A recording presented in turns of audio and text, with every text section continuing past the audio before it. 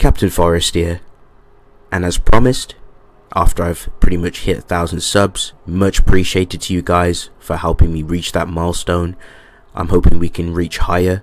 Today I have a crossverse matchup. It is Meliodas from Sevendeadlysins versus Jedah from Darkstalkers. Now this match will be equal stats. Some of the matches that I'll be posting on this channel, because I'll be covering different verses, and also shoutouts to the HQ squad, they will be also helping me, my research team. Some of the matches will be equal stats, just to make things more interesting and fair. Some will not, if like the fight is just that good. So this is just an example of one of the matches I'll be equal stats, and I figured this fight would be a banger and be pretty interesting to go over.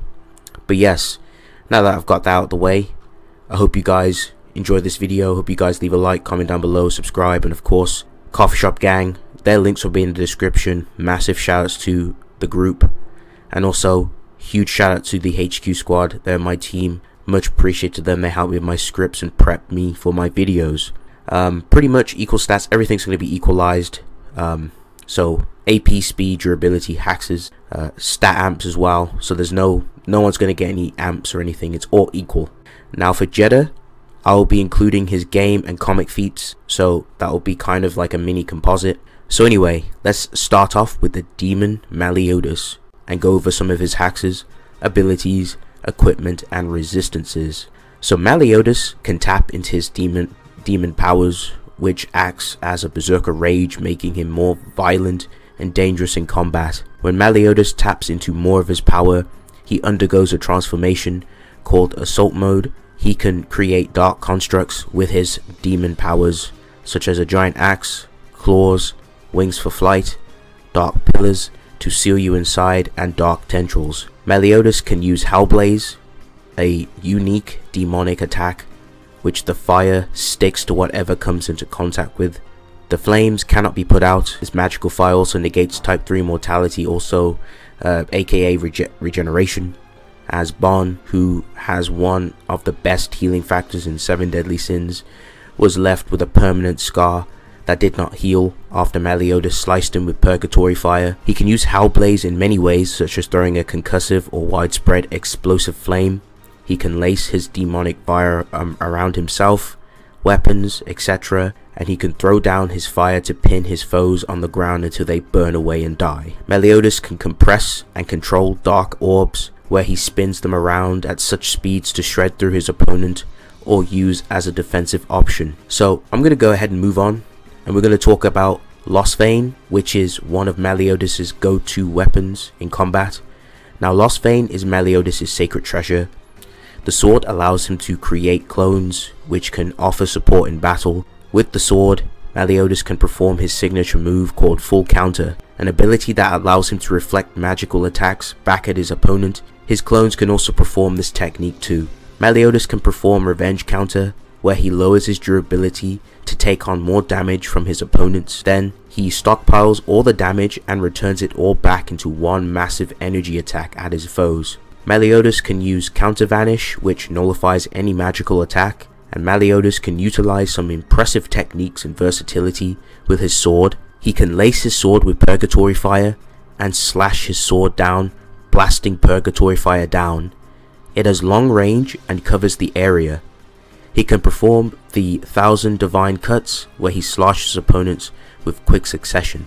Moving on to resistances, Meliodas was able to put up a fight and resist his soul from being yanked from his body by Melascula. In fact, it required Melascula to use and invoke more potency and use a more stronger spell in order to take his soul out of his body.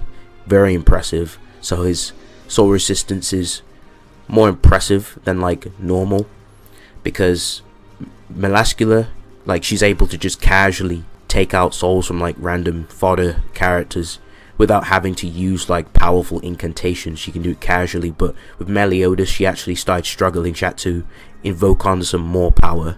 Meliodas can regenerate from injuries. He can reattach his severed limbs. Meliodas is able to resist sealing, such as breaking out of Melascula's dark cocoon. He's also endured being forced to mentally live out several decades instantly.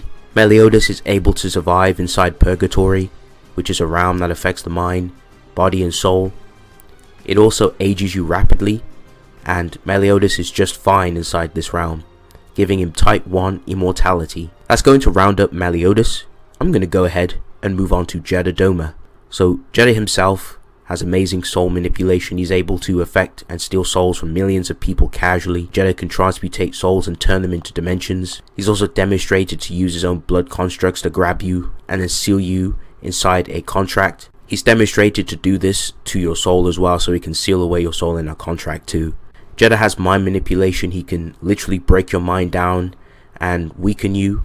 He did this to Pyron and viewed Pyron's mind as mental food, and Pyron literally had no idea that he was getting mentally consumed. And Jedah also has really good blood manipulation, really good control over it. Jedah was able to use his own blood in many ways. He's demonstrated to create blood constructs to grab onto his foes and drown them into a pool of blood, turn his body into a pool of blood. He can create blood shields, blood clones. He can seal his foes inside a blood ball. He's able to summon a whirlpool of blood which spins around you and consumes your body until you're nothing but bone.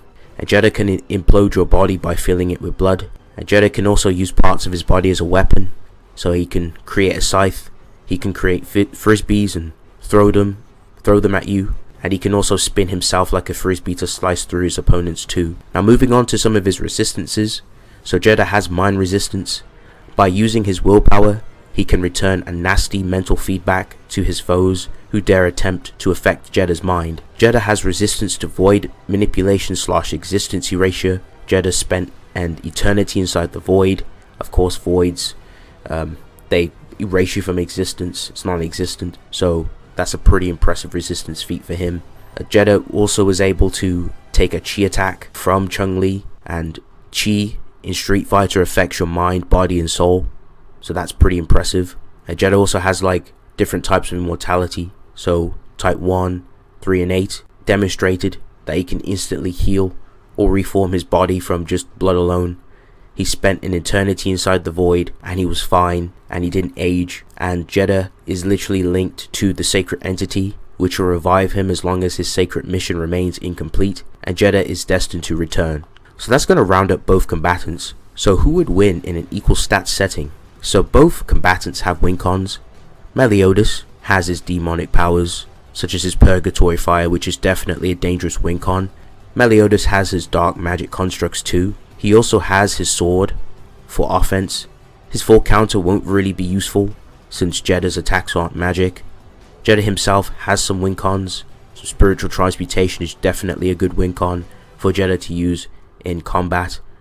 Definitely on Meliodas to turn him into a dimension, if he's able to get up close and cover him with his blood, of course.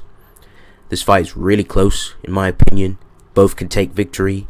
I see a character like Meliodas would just start off with some attacks, and once he starts slashing Jedah, because Jedah likes to toy with his opponents. Jedah in character is very arrogant, and he's very confident with his own immortality, so he'll even take strikes on purpose sometimes. But Meliodas will pretty much realize that his attacks aren't really doing much to Jedah. Jedah just keeps reforming his body back every time. Jedah would try to use some soul or mind hacks to test to see what Meliodas is about. Now Meliodas would be able to resist these hacks. They just wouldn't work on him. He's already demonstrated resistances before. I think at this point Meliodas would pretty much be annoyed. He'll abuse his purgatory fire and use widespread to put down Jedah. Now Jedah would try to protect himself with a blood shield, however it won't be enough as the flames will continue to burn him down. And Jedah will have no foreknowledge on how Meliodas' fire works, of course. Going off standard battle assumptions, both combatants have no foreknowledge on each other, and he will pretty much end up getting tagged one way or another. And if those flames tag Jedah, there's nothing Jedah can do. He would be unable to heal because of the immortality negation, and even if Jedah can reform his body, he would still be coated in the flames, as the flames stick to you and they continue to burn you down until you are nothing, and it's going to constantly keep causing Jedah pain and eventually just burn up Jedah to nothing. But what about Jedah's type 8 mortality? Now yes, Jedah can come back, however, due to standard battle assumptions, Jedah would not have enough time to return to the battlefield in time, since it takes him a century to basically resurface and resurrect himself and arrive back. So more often than not, with a good amount of difficulty, I have to award this fight to Meliodas. His Purgatory Fire is the perfect counter to Jedah's stubborn healing factor, and Meliodas also has the range advantage in this fight too. So anyway, I hope you guys enjoyed this video. I hope this kickstarts the cross verses, the different verses that I will be touching upon, compared to me usually going over DC and Marvel, which I still will go over. There's a lot of videos I have to cover as well. But yes, it's been real. Let me know what you guys think.